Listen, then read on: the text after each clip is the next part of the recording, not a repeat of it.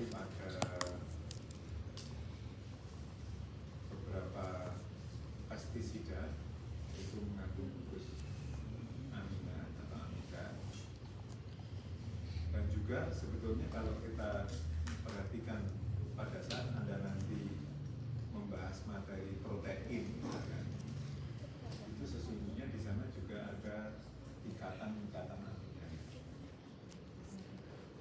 Sementara yang asam klorida ini, asam klorida yang dimaksud di sini bukan asam klorida HCl, karena kalau HCl itu adalah asam klorida untuk anorganik. Tetapi kalau asam klorida senyawa organik yang dimaksud adalah gugus asil yang ketambahan dengan klorida. Jadi kalau kita tuliskan secara umum dari ketiga turunan asam karboksilat itu semuanya mengandung gugus asil. Gugus asil itu kalau dituliskan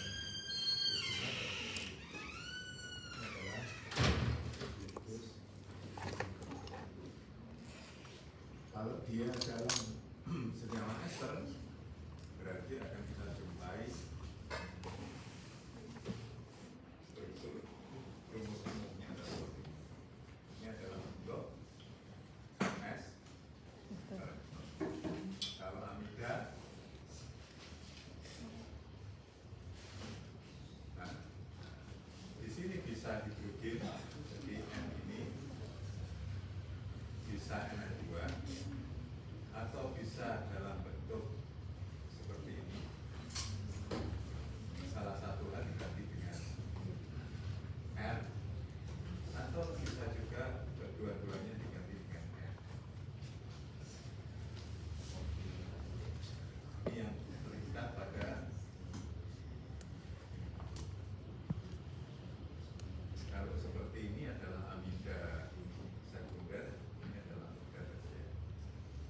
Yang jelas yang dimaksud dengan ikatan amida itu adalah ikatan antara karbonil dengan atom. Itu adalah ikatan. Ini ikatan.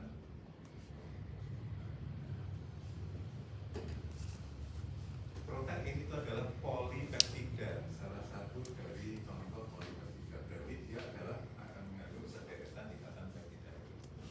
Karena nanti pada saat Anda membahas polipeptida itu akan diperkenalkan dengan ikatan-ikatan peptida. Dan tadi protein itu sesungguhnya adalah polimer dari asam amino.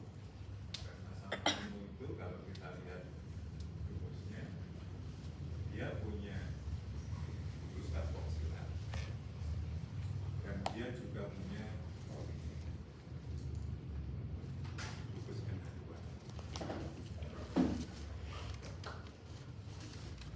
Ini adalah asam amino, ya. Asam sebagai monomer untuk polipeptida. Asam amino 1 dengan yang lain itu berbeda dari sisi R-nya saja. Nah, ini nanti akan Anda bahas di setelah UTS.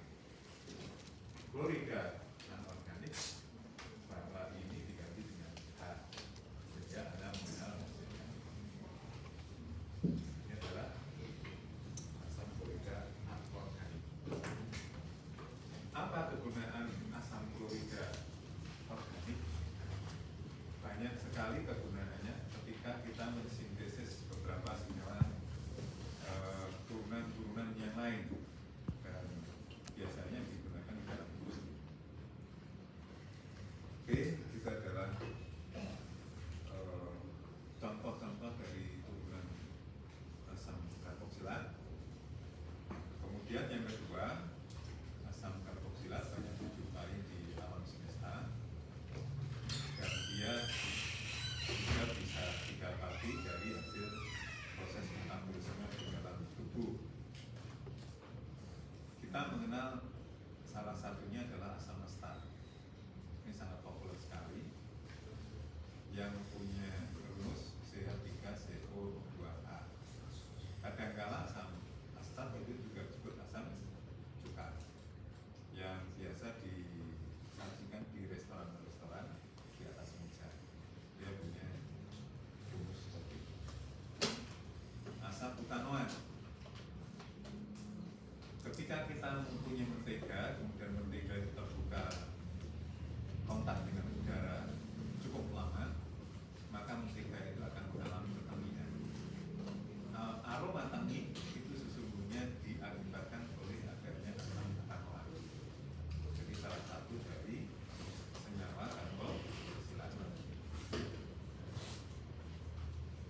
Ada juga asam karboksilat itu R-nya jauh lebih panjang dibandingkan dengan asam butanoat ini, yaitu asam-asam karboksilat yang berasal dari hasil pemecahan lipid atau lemak.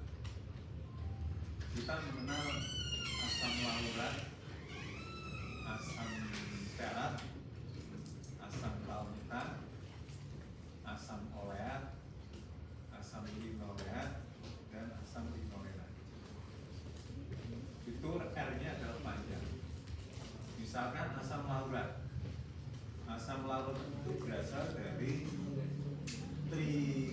trigliserida, dan trigliserida yang mengandung rantai karbon 12 itu ada pada minyak kelapa. Ya, minyak kelapa yang diperoleh secara tradisional itu banyak mengandung trigliserida yang rantai karbonnya 12. Dia termasuk asam karboksilat dengan rantai alifatik, rantai lurus karbon alifatik jenuh. Jenuh itu berarti tidak ada ikatan tanggalnya. Termasuk kalau kita punya minyak sawit, maka di sana ada asam palmitatnya. Bedanya dengan laurat, kalau palmitat itu rantai karbonnya adalah 18. Dia juga termasuk. Juga ada asam stearat. Asam stearat itu juga jenuh. Sementara kalau kita jumpai untuk asam oleat, linoleat, dan linolenat, itu berbeda rantai karbonnya. Dia adalah tak jenuh, artinya punya ikatan rangkap. Ada yang satu untuk oleat, ada yang dua untuk linoleat, dan ada 3 ikatan rangkap untuk linolenat. Rantai karbonnya sekali lagi 18. Jadi di sini alifatik rantai panjang itu berasal dari. Sehingga kalau kita menyebut asam lemak itu berarti masuk dalam kelompok asam karboksilat. Sekarang kita melihat tata namanya. Tadi asam karboksilat secara umum dituliskan seperti ini. Penamaannya akhiran A pada alkana itu diganti dengan OA. Asam titik-titik OA. Contoh, kalau kita hitung jumlah karbonnya 3, berarti kalau pada senyawa alkana itu adalah propan. Maka untuk asam karboksilat karena mengandung COH namanya menjadi propanoan. Asamnya kita depan kalau di bahasa Indonesia kan asam propan. Kalau bahasa Inggris propamic acid. kedua, kalau ada substituen di dalam rantai karbon alifatiknya, maka sama saja. Hanya saja yang menjadi catatan adalah gugus karboksil pada asam karboksilat itu harus diberi nomor 1, bukan atas dasar kedekatan dari substituen, ya, bukan dari penomorannya, bukan dari kiri, tetapi harus dari gugus karboksilat. Sehingga substituen atau rantai cabang metil ini terletak pada atom C nomor 4, bukan atom C nomor 2. Oleh karena itu namanya menjadi 4 metil pentanoat. Bagaimana kalau ada 2 gugus karboksilat? Di sini diakhiri dengan dioat.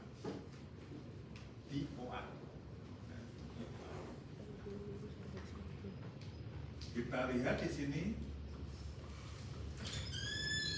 nomor jumlah karbonnya 1 sampai 8, berarti oktana. Ya kan? 8 itu adalah oktana.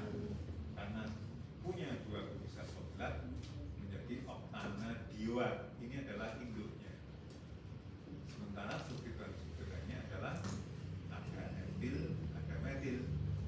Sama seperti pada penamaan di alkana maupun yang lain, maka alfabet itu digunakan. Etil harus digabungkan dibandingkan dengan metil. Sehingga di sini kita beri nama 3 etil, 6 metil, oktana dioat. Paham dengan contoh-contoh nama ini?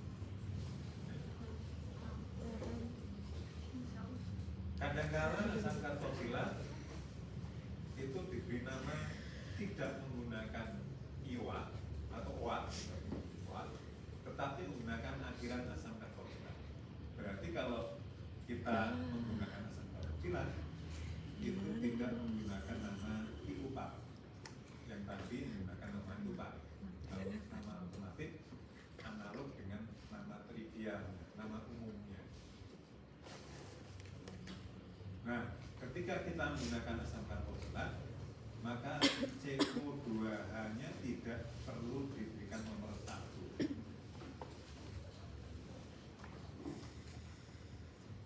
Contoh yang paling sederhana, asam karboksilat yang paling sederhana adalah mengandung karbon 1.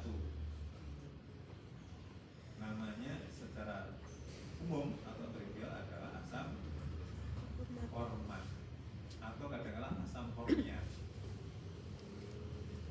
Dan tadi di awal kita menggunakan contoh asam astal.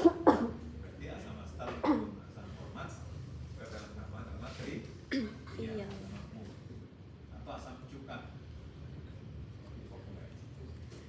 Sekarang bagaimana kalau menggunakan akhiran asam karboksil? Jadi ini sebagai akhirannya, maka tidak perlu diberi nomor 1 C-nya. Dan di sini adalah karboksilat. Maka ini adalah senyawa siklis, alifatik siklis, rantai karbonnya sebanyak 6, sehingga namanya adalah sikloheksana. Sikloheksana. Di posisi nomor 3 itu ada substituen BR, sehingga 3 bromo sikloheksana karboksilat. Asam atau sikloheksana. Asam 3 bromo sikloheksana karboksilat. Contoh yang kedua, sama menggunakan karboksilat. Maka yang kita perhitungkan adalah siklisnya ini. Dan siklis ini ternyata mengandung ikatan lengkap. Kalau tanpa ada karboksilat, maka ini adalah siklopentena. Ya, siklopentena. Namun karena ada asam karboksilat yang letaknya pada alkena ini adalah alkena, C nomor 1, maka kita harus meletakkan 1 ini adalah sebagai posisi dari kata tangkap menjadi 1 siklopentena, pente ya, bukan penta. Kalau ini nanti kan siklohek sama, kalau ini karena ada ikatan rangkapnya.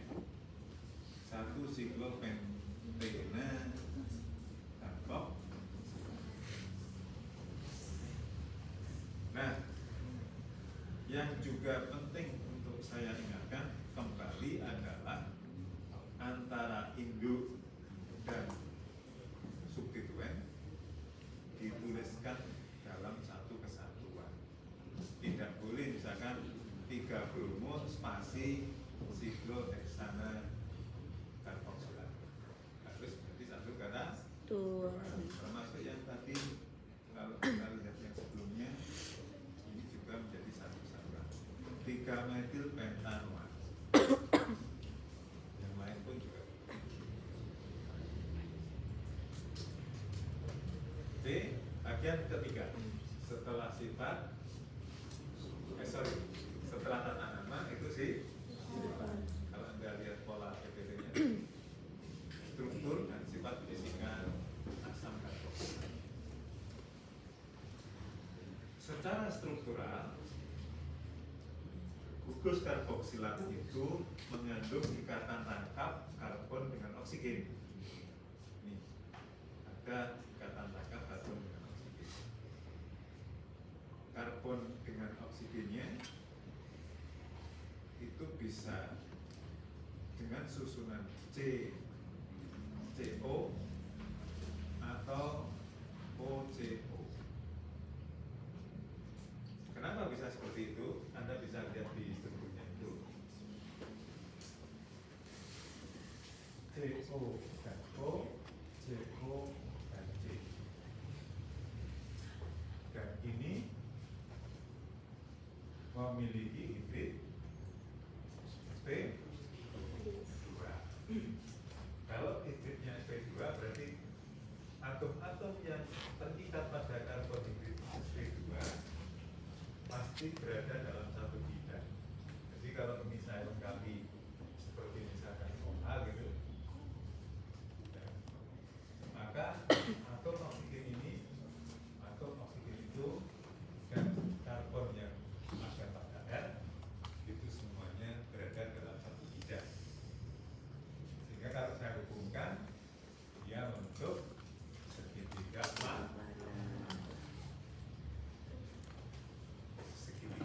sudut ikatnya itu sama seperti sp2 pada umumnya, yaitu 120 derajat. Ini secara struktural seperti itu. Yang menarik bahwa asam karboksilat itu membentuk ikatan hidrogen. Kita juga pernah membahas di alkohol. Alkohol pun itu juga membentuk ikatan hidrogen. Ini adalah alkohol. Kalau ada alkohol lain, saya tuliskan seperti ini, maka hidrogen dari alkohol lain itu bisa membentuk ikatannya dengan atom oksigen yang punya lambda. Dan ini adalah yang dikenal dengan ikatan hidrogen. Apa yang kita lihat di sini, kalau alkohol itu hanya membentuk satu ikatan. Tetapi pada karboksilat itu ternyata disebutkan bisa membentuk 2 ikatan hidrogen. Dan dengan adanya ikatan hidrogen itu dikatakan itu membentuk dimer siklis. Dimer itu gabungan. Kalau saya punya karboksilat yang lain, kemudian dia bisa menyusun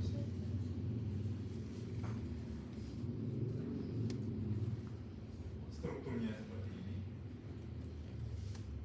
maka akan bisa membentuk ikatan hidrogen ini O dengan H, ini pun juga O dengan H. Berarti ada 2 ikatan hidrogen. Dan satunya adalah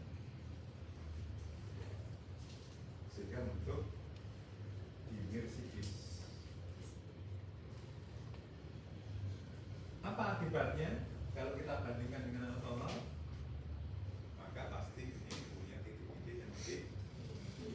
Karena untuk memutus ikatan hidrogen itu perlu energi. Kalau ada dua ikatan hidrogen berarti perlu energi 2 kalinya bahkan. Dan kalau dibandingkan dengan alkohol.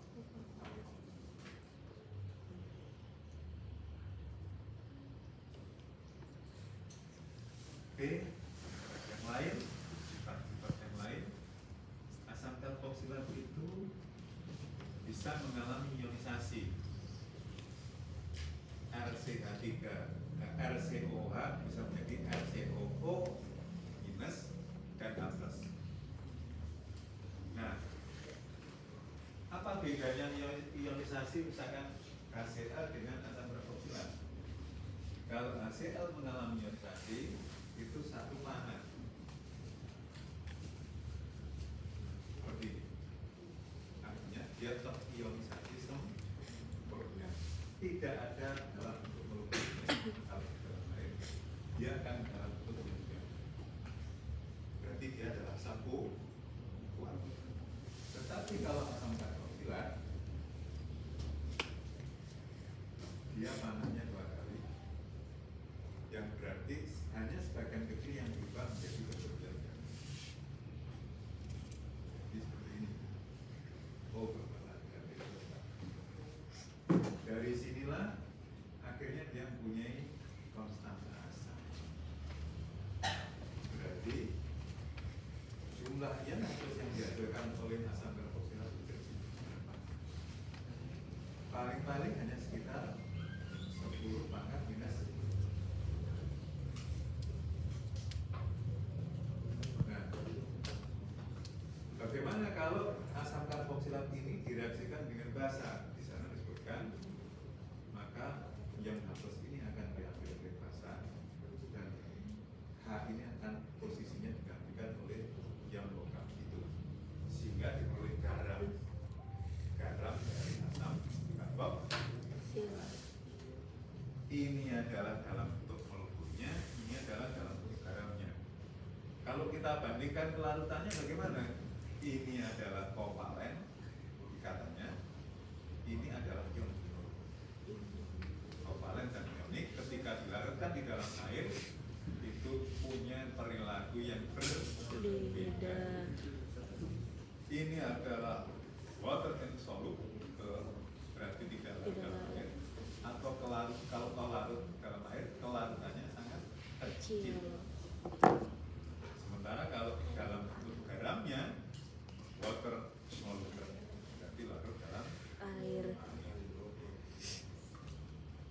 Oke.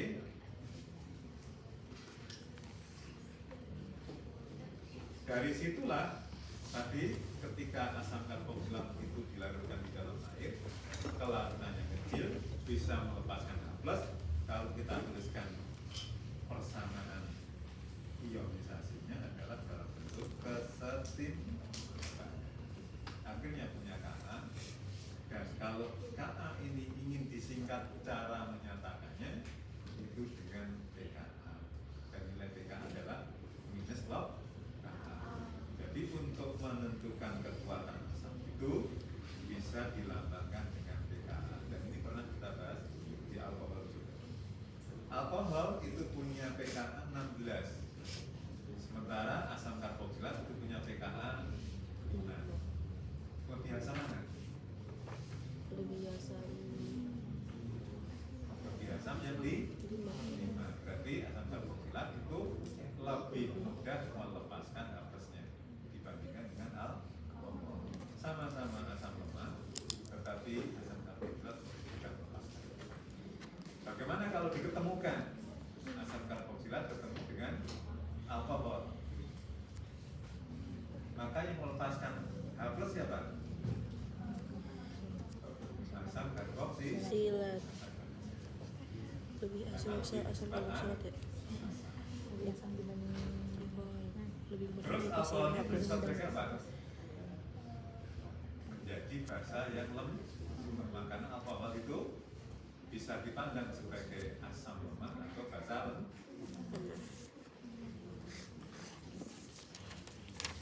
Oke, ketika ketika masing-masing dalam bentuk ionnya, jika ditinjau hubungan dengan energinya, maka kedudukan ini ion apa? Kita sebut ion apa? Pada pembahasan alkohol ini kita sebut ion apa? Aku minus ini.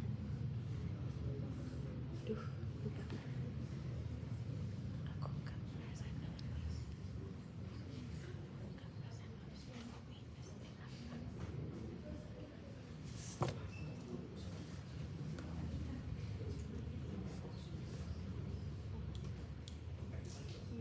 Apa namanya?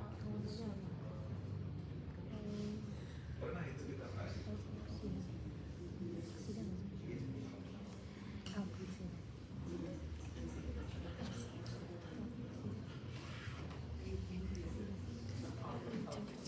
Alkoksida.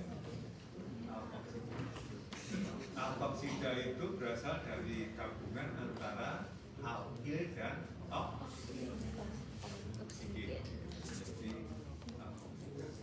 Kalau pada saat kita bahas di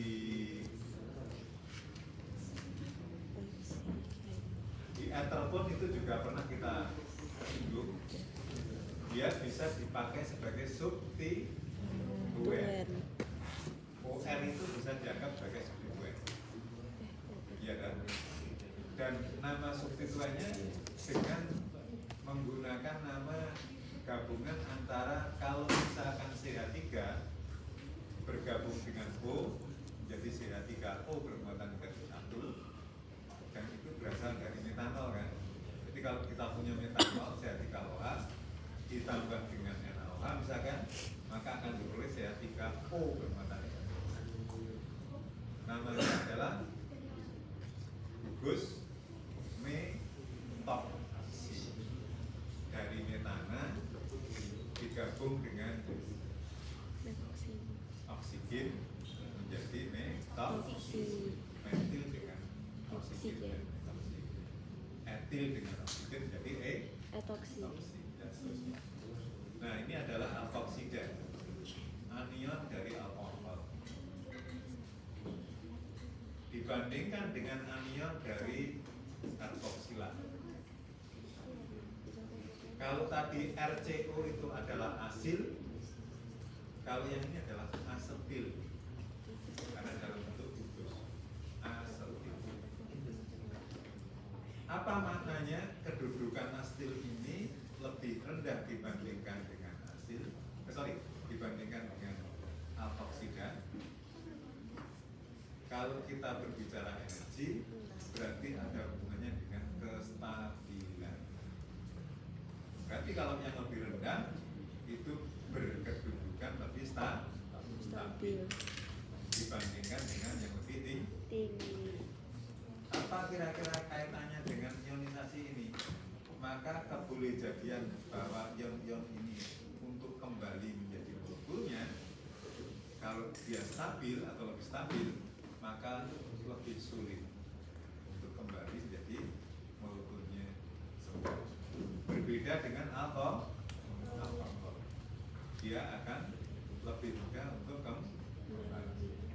Dan ini kalau dia tetap dalam bentuk seperti ini dibandingkan dengan ini bisa kembali, maka di sini dia mempunyai sifat keasaman yang lebih besar.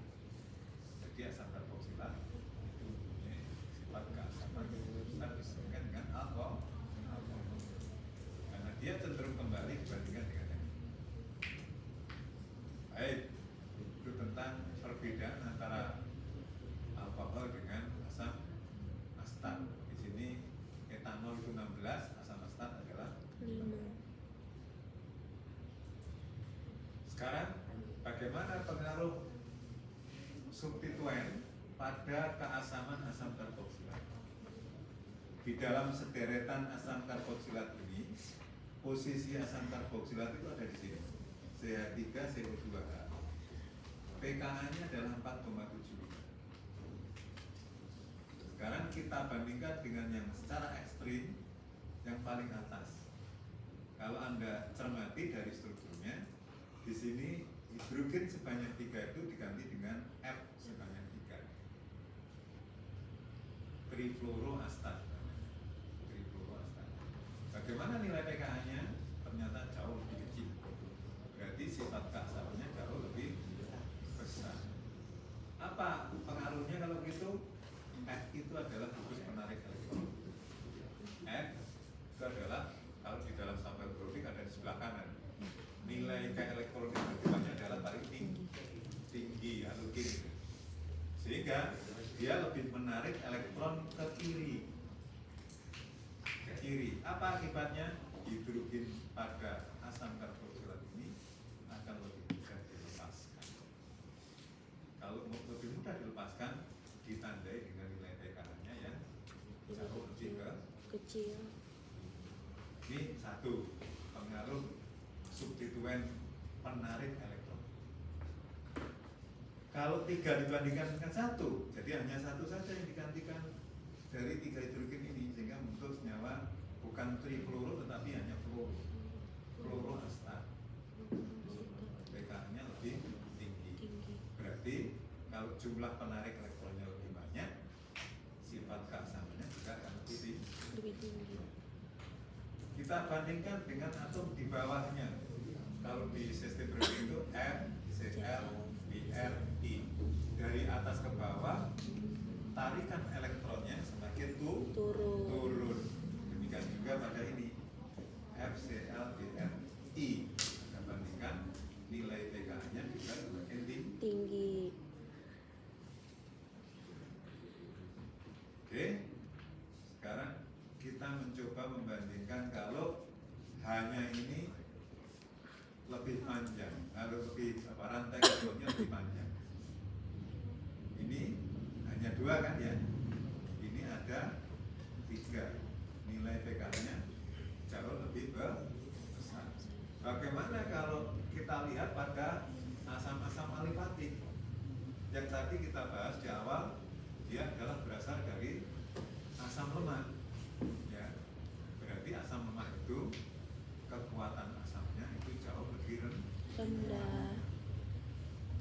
Jadi hubungan antara rantai karbon pendek dan panjang, pengaruh substituen yang menarik elektron itu juga akan mempengaruhi kekuatan asam.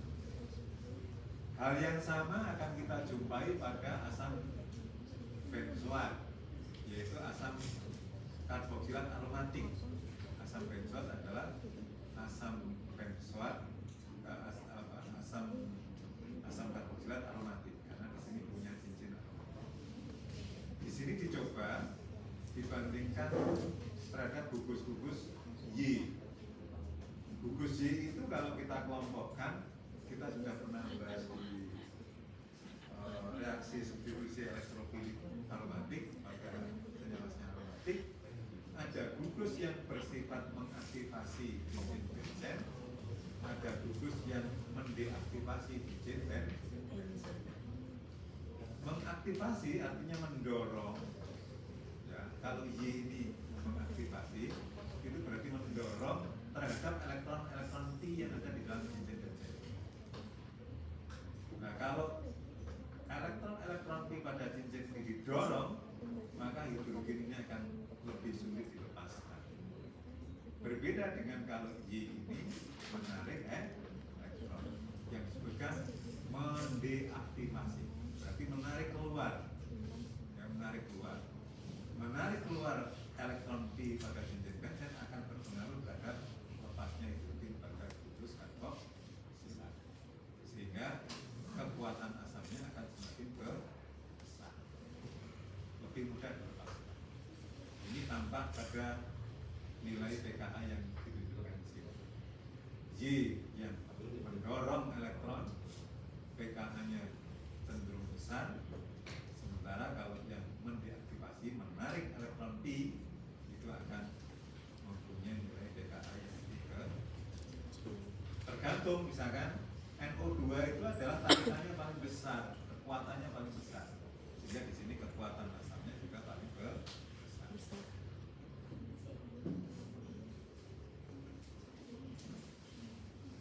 Nah, itu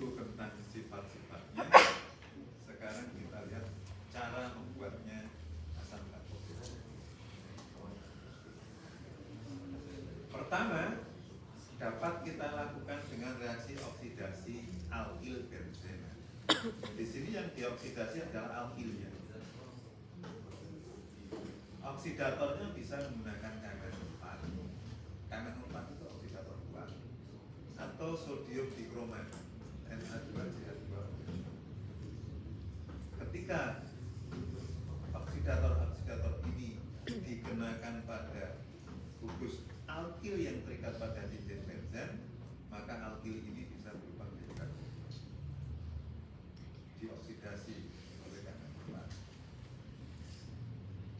Nah, apa fungsi dari NO2? NO2 tadi kan menarik elektron. Iya. Ya. Bagaimana kalau dibandingkan dengan tanpa adanya NO2? Berarti di sini hanya senyawa apa kalau tanpa ada NO2? Toluena. Toluena itu adalah benzen yang mengandung CH3. Berarti kalau toluena dibandingkan dengan nitrotoluena, maka peran dari NO2 itu memudahkan untuk lebih mengoksidasi CH3. Sehingga di sini suhunya cukup 95 derajat Celcius. Kalau misalkan tanpa ada NO2, hanya toluena yang dioksidasi, maka suhunya di sini harus lebih tinggi. Atau mungkin konsentrasi KMN4-nya yang harus diperbesar. Jadi ada dua cara. Ini yang diperbesar atau ini yang ditinggikan. Berarti ada peranan dari pengaruh. Ada satu catatan di sini, gugus alkil primer dan sekunder dapat dioksidasi. Berarti kalau ini dalam bentuk metil mudah dioksidasi. Kalau dalam bentuk sekunder, misalkan di sini CH2 kemudian CH3, maka itu juga mudah dioksidasi. Tetapi yang tersier itu tidak dapat dioksidasi. Jadi karbon yang di sini tersier itu tidak dapat dioksidasi. Meskipun menggunakan oksidator yang sangat kuat. Mirip dengan pada alkohol. Alkohol primer, sekunder itu bisa dioksidasi. Primer itu diperoleh aldehyid, sekunder diperoleh keton. Kalau tersier tidak bisa dioksidasi. Jadi analog.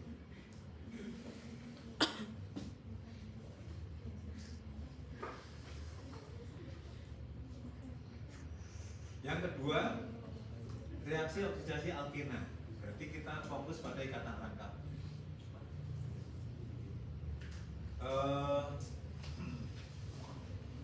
Pada pembahasan sifat-sifat reaksi alkena itu juga pernah kita bahas, ya.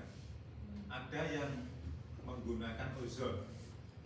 Saya kira itu juga pernah kita bahas, ya. Tergantung dari struktur alkenanya ini.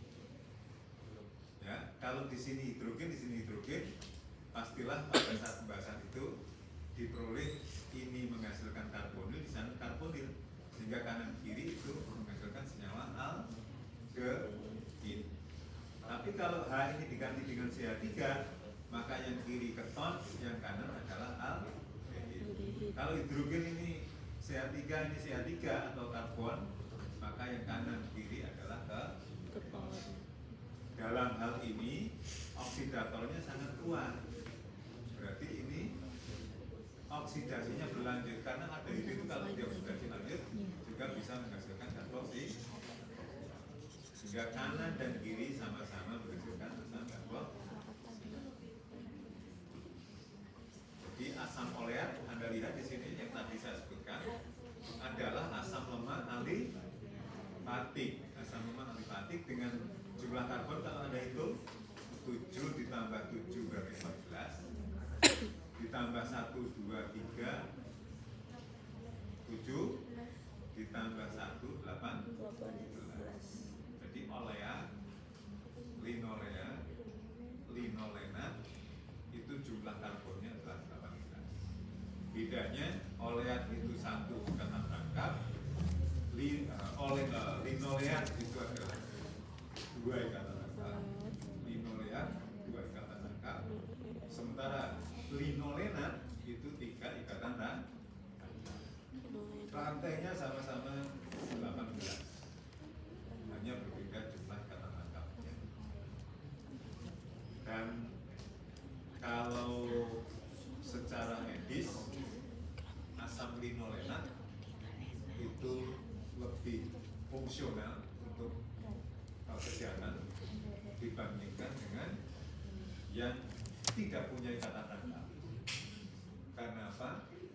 Karena secara medis ikatan tangkap itu ternyata bisa melarutkan kolesterol yang ada di dalam tubuh, yang ada di pembuluh darah.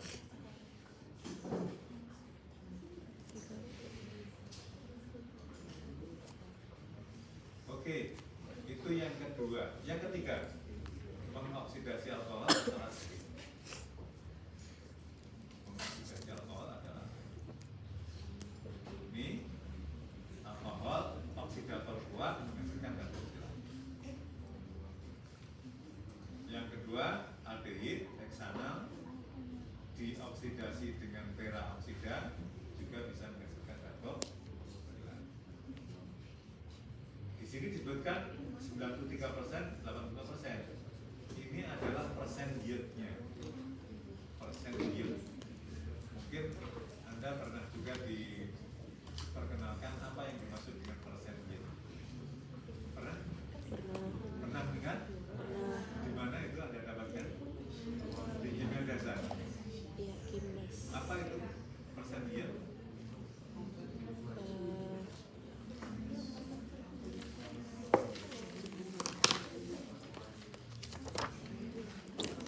Yaitu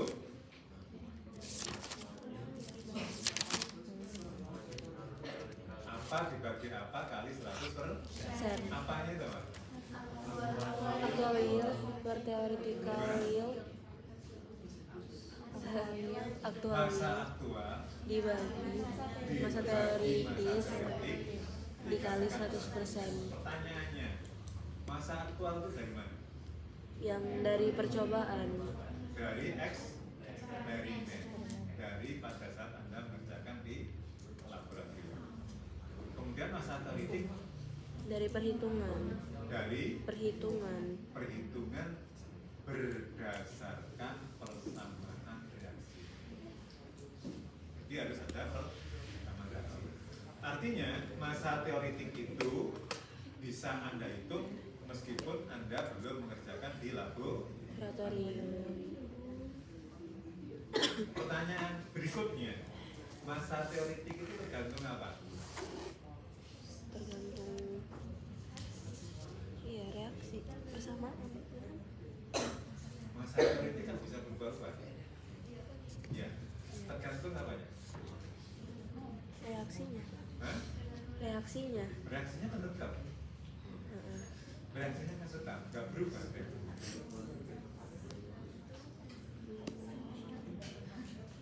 Terus Taikyo kan itu Apa? yang Stoikiometri ya, itu reaksinya yang disebutkan reaksi. Misalnya begini, H2 plus 2O2 menghasilkan 2O. Kan tetap itu. Stoikiometrinya ya 2 berarti plus O2 berarti 1 menghasilkan H2O. Iya dah?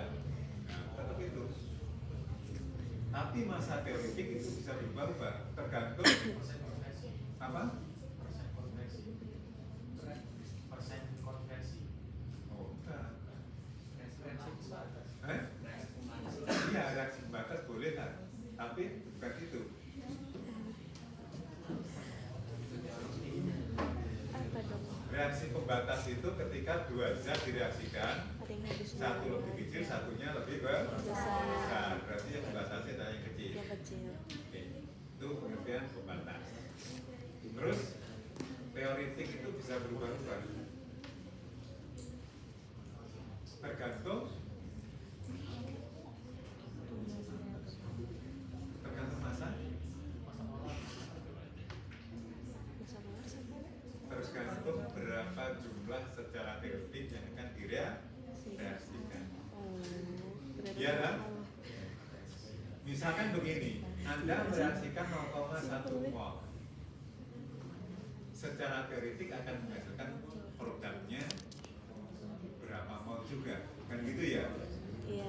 Akan berbeda ketika kalau maunya berubah, otomatis masanya Masanya akan berubah. berubah.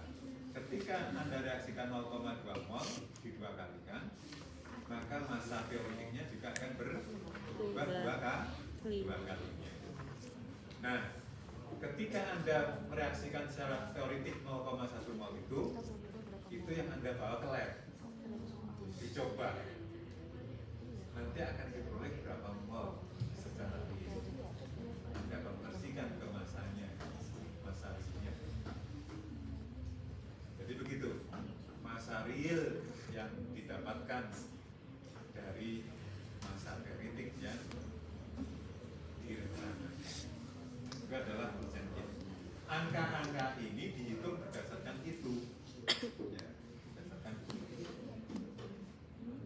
Bukan berdasarkan oksidatornya, tetapi berdasarkan 1 dekanolnya atau heksanol. Kalau di sini 0,1 mol, maka secara teoretik akan diperoleh asam dekanoat 0,1 mol. Bagaimana untuk menghasilkan masanya? Ya 0,1 kali massa asam dekanoat. Itu adalah massa teoretiknya. Baru 0,1 mol dari dekanol itu Anda bawa ke lab, Anda reaksikan dengan CR3, nanti akan diperoleh berapa massa dari asam dekanoat. Kalau itu real dibagi dengan teoretiknya akan diperoleh. Baik, yang keempat, reaksi hidrolisis nitril. Reaksi hidrolisis nitril. Hidrolisis nitril dengan asam atau basa panas menghasilkan asam karboksilat. Konversi atau perubahan alkilalida menjadi nitril dengan ion cyanida diikuti dengan hidrolisis akan menghasilkan karboksilat dengan penambahan 1 atom karbon. Kita lihat, kalau kita cermati pada contoh ini, RBR direaksikan dengan RCN. Di sini seakan-akan Anda menghidrolisis dari nitril ini. Nitril itu kata anggap 3 ini. Ini kan karbonnya yang R dan C, tetapi di sini RCO2H. RCO2H. Contoh dari reaksi ini adalah ketika alkilalida seperti ini direaksikan dengan garam natrium nitril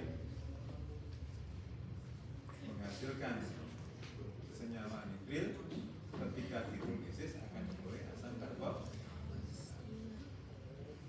Kalau Anda bandingkan terhadap RCH2Br, berarti karbonnya itu penambahan 1. Jadi tadi dengan penambahan 1 atom karbon dari alkilalida yang A. Reaksi ini adalah reaksi pembuatan asam karboksilat dengan menambah jumlah karbon. Yang terakhir dari pembuatan asam karboksilat bisa dilakukan dengan reagen Grignard. Reagen Grignard itu pernah kita juga diskusikan pada saat kita membahas alkilalida.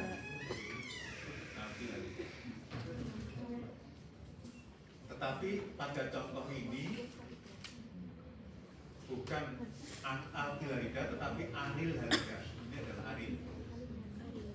Aromatik berarti aril halida. Ketika direaksikan dengan Mg, serbu Mg, maka akan bisa diperoleh Grignard dari aril bromida itu. Grignard ini kalau dilanjutkan dengan dialiri CO2 diikuti dengan hidrolisis, maka Grignard ini akan bisa berubah menjadi karboksilasi. Jika di sini reaksi karboksilasi reagen Grignard. Jadi ini adalah Grignardnya dengan karboksilasi diikuti dengan hidrolisis, maka akan bisa memperoleh karboksilasi. Berarti ada berapa cara membuat karboksilat itu? 3.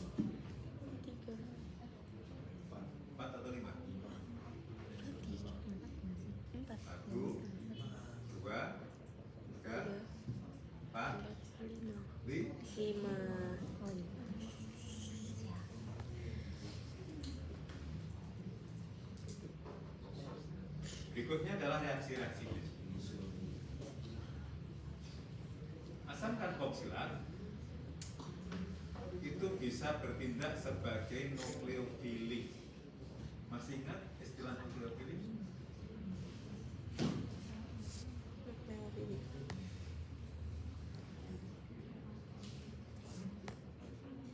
Asam karboksilat yang ditambah dengan basa akan mengalami deprotonasi. Berarti ketika kita menjumpai asam karboksilat seperti ini di katalisis basa, maka bahannya akan dilepaskan. Berarti ini adalah deprotonasi dan ini dalam bentuk nukleofilik. Jadi ini adalah bentuk nukleofilik dari asam karboksilat.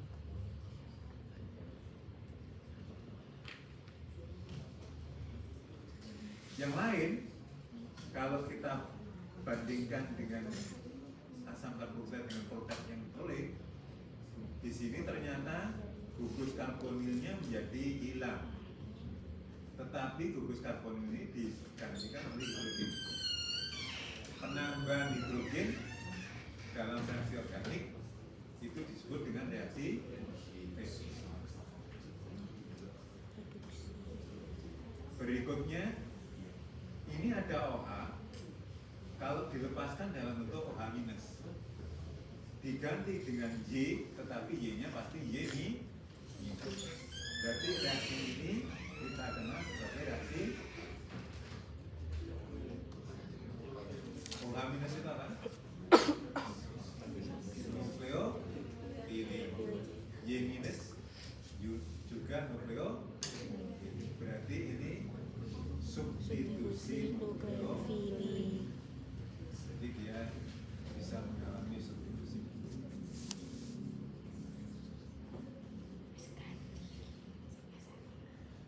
Yang keempat, di sini hidrogen digantikan oleh R. Di sini juga tergolong sebagai reaksi substitusi pada posisi alfa. Jadi ada istilah alfa, beta, gamma dan seterusnya. Alfa itu adalah karbon yang punya gugus COH.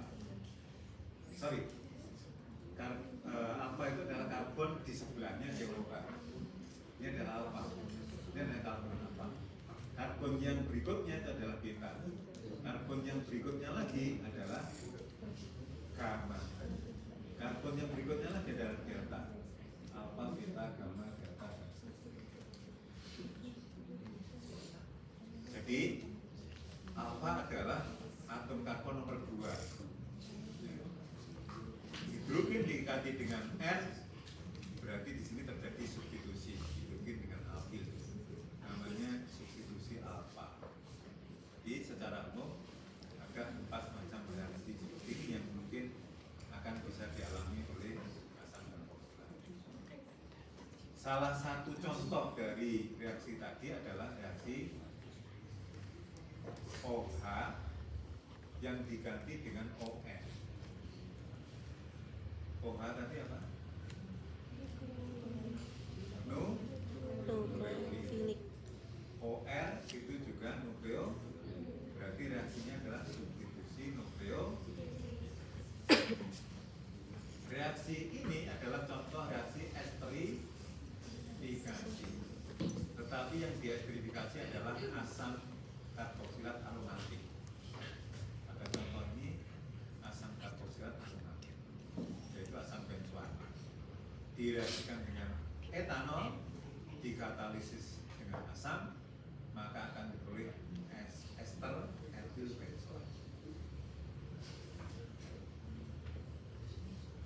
Yang kedua, asam karboksilat dengan alkilida yang dikatalisis basa. Jadi kalau yang esterifikasi tadi adalah katalisisnya asam, ketika direaksikan dengan alkohol, ketika asam karboksilat itu mau direaksikan dengan alkilalida, maka katalisnya adalah basa. Basa ini akan mengambil H menjadi garam. Setelah terbentuk garam, ini adalah sebagai apa dia? Asam karboksilatnya Sebagai nukleofilik. nukleofilik. nukleofilik. nukleofilik karena merupakan Negatif. CH3I itu adalah sinyal polar. Densitas positifnya terjadi di mana? Di I atau di CH3? Di C3. Polarnya C3. pastilah C ini adalah positif, densitasnya positif. I halogen itu menarik elektron, pasti dia bermuatan Negatif. Jadi muatan negatif ini akan menyerang CH3 sehingga terbentuk ester juga. Dengan contoh 2 ini berarti ketika kita ingin membuat ester dari asam karboksilat menggunakan katalisis basa, maka reaksikan dengan alkohol. Tetapi kalau menggunakan katalisis basa, reaksikanlah dengan alkil H3. Oke, ini adalah reaksi edukasi. Reaksi yang kedua adalah reaksi reduksi. Reduktor itu bisa dilakukan LiAl4 atau BH3 atau boron 3. Peranan dari reduktor semacam ini adalah pensuplai dari ion hidrida. Pensuplai dari ion hidrida. Hidrogen itu kalau saya menuliskan seperti ini adalah atom hidrogen. Kalau atom hidrogen ini melepaskan satu elektron, dia akan berubah menjadi kita sebut sebagai proton. Kalau hidrogen itu ternyata berubah menjadi seperti ini,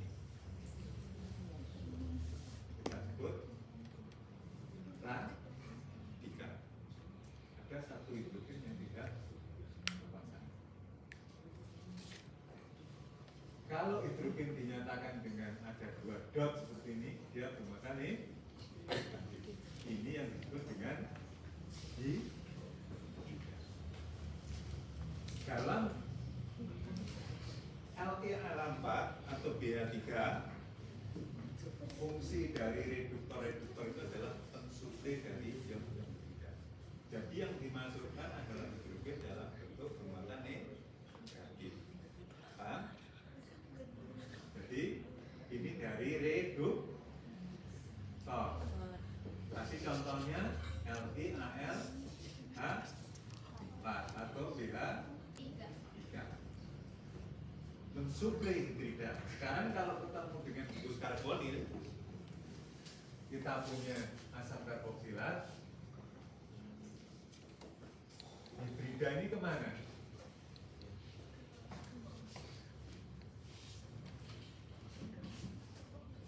Akan lari kemana?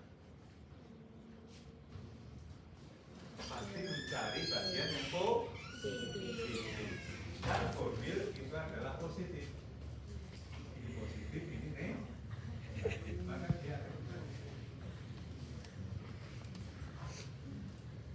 Oleh karena itu pada contoh ini Anda lihat perubahannya, gugus karbonil ini berubah menjadi CH2. Berarti karbonil itulah yang akan menangkap hidrida dari terbentuklah alkohol. Jadi reduksi dari asam karboksilat itu bisa menghasilkan alkohol. Reduksi dari asam karboksilat menghasilkan alkohol. Perbedaannya adalah di sini disebutkan BH3 itu lebih selektif. Apa maknanya lebih selektif? Artinya kalau misalkan di dalam rantai karboksilat ini ada gugus karbonil yang lain, misalkan ini di C nomor berapa ya? 1 tambah 7, 8, 9, 10. Di posisi 12 misalkan itu ada gugus karbonil, maka karbonil keton yang di posisi 12 maupun karboksilat, kalau reduktornya LiAl4, kedua-duanya sama-sama direduksi. Berarti tidak selektif, karena bisa mereduksi keton maupun bisa mereduksi asam karboksilat.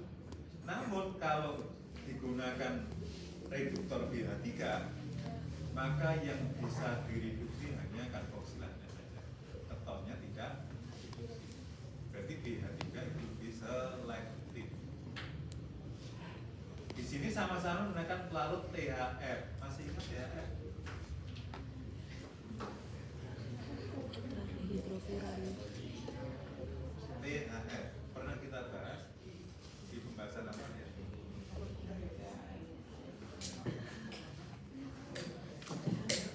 Tetrahydro. Kalau belum pernah dibaca ya tidak ingat. Ya kan tetrahydrofuran. Yaitu Tetrahydrofuran. ketika kita bahas ether. THF itu adalah ether yang bagaimana?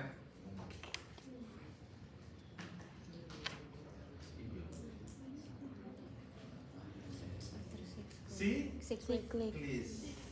THF adalah siklis. Fungsinya sebagai solvent. Ether fungsinya adalah sebagai solvent. Pembahasan ether yang paling terakhir apa? Apa? Ground ether. Atau disebut apa? Ether. Rumusnya X kurung Y, ya kan? X kurung Y. Apa beda satu dengan yang lain? Yaitu dibedakan dari X dan Y-nya. Masih ingat kan ya? X itu menunjukkan apanya? Jumlah atom yang membentuk siklis secara keseluruhan. Jumlah Y-nya adalah jumlah atom Oksigen. Fungsinya apa ground ether? Fungsi kronometer. Nah, kalau belum dibaca ya nggak akan ingat. Sebagai